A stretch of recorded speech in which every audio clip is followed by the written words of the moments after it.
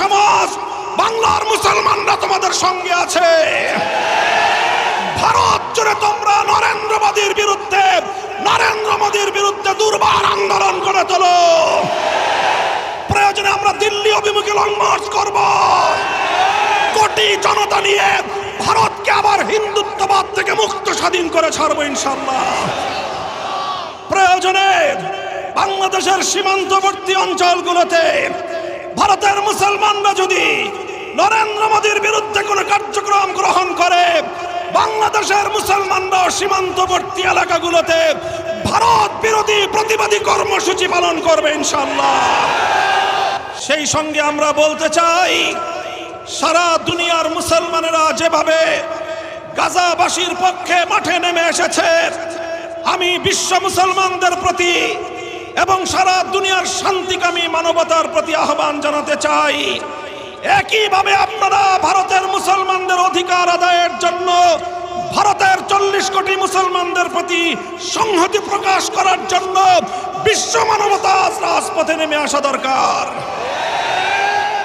ঠিক একইভাবে আমরা বলতে চাই, সারা দুনিয়ার মুসলমানদের এবং মানবতাবাদী জনগণের চেয়েও বাংলাদেশের মুসলমানদের, বাংলাদেশের জনগণের দায়িত্ব অনেক বেশি। কারণ বাংলাদেশের মানুষ, বাংলাদেশ ভারতের প্রতিবেশী রাষ্ট্র। প্রতিবেশীর বাড়িতে যদি আগুন ধরে, অন্যান্য মানুষ আসার আগে প্রতিবেশীকে সর্বপ্রথম সে আগুন নেভানোর জন্য এগিয়ে আসা তার নৈতিক দায়িত্ব হয়ে দাঁড়ায়। তাই আজ বাংলাদেশের জাতীয় মসজিদ বাইতুল মুকাররমের প্রাঙ্গণ থেকে 18 কোটি জনতার পক্ষ থেকে ভারতের 40 কোটি মুসলমানের প্রতি আমরা পয়গাম পাঠিয়ে দিতে চাই, উগ্র হিন্দুত্ববাদী নরেন্দ্র মোদীর বিরুদ্ধে আন্দোলন সংগ্রামে তোমরা একা নও। আমরা নরেন্দ্র মোদীর বিরুদ্ধে অ্যাকশন, অ্যাকশন, নরেন্দ্র মোদীর বিরুদ্ধে অ্যাকশন, অ্যাকশন, নরেন্দ্র মোদীর বিরুদ্ধে মামুনুল হকের অ্যাকশন, অ্যাকশন, আমিনা মজলিসের অ্যাকশন, অ্যাকশন, বাংলাদেশের অ্যাকশন।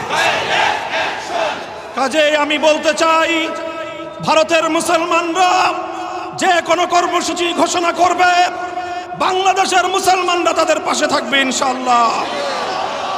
প্রয়োজনে বাংলাদেশের সীমান্তবর্তী অঞ্চলগুলোতে ভারতের মুসলমানরা যদি নরেন্দ্র মোদীর বিরুদ্ধে কোনো কার্যক্রম গ্রহণ করে, বাংলাদেশের মুসলমানরা সীমান্তবর্তী এলাকাগুলোতে ভারত বিরোধী প্রতিবাদী কর্মসূচি পালন করবে ইনশাআল্লাহ। যদি প্রয়োজন মনে করি, আর এর পরেও যদি ভারতের মুসলমানদের নিধন বন্ধ না করা হয়, ভারতীয় মুসলমানদের স্বার্থের উপর একের পর এক আঘাত হানার সাম্প্রদায়িক এই কালো নীতি যদি ভারত সরকার পরিহার না করে, বাংলাদেশের মুসলমানরা ভারতের বিরুদ্ধে গোটা উপমহাদেশ ব্যাপী ঐক্যবদ্ধ সংগ্রামের ডাক দেবে ইনশাআল্লাহ। ইতিমধ্যে বাংলাদেশ সরকারের কাছে আহ্বান এসেছে, আঞ্চলিক জোট সার্ককে শক্তিশালী করে এই উপমহাদেশীয় অঞ্চলে, দক্ষিণ পূর্ব এশিয়ায় ভারতের আধিপত্যবাদের বিরুদ্ধে সবগুলো মানবতাবাদী রাষ্ট্র ঐক্যবদ্ধ হয়ে ভারতের বিরুদ্ধে আগ্রাসী নীতির বিরুদ্ধে প্রতিরোধ গড়ে তুলবার আহ্বান জানাই। আমি বাংলাদেশ সরকারের প্রধান উপদেষ্টা জনাব প্রফেসর ডক্টর ইউনূসকে আহ্বান করি, আপনি উদ্যোগ গ্রহণ করুন।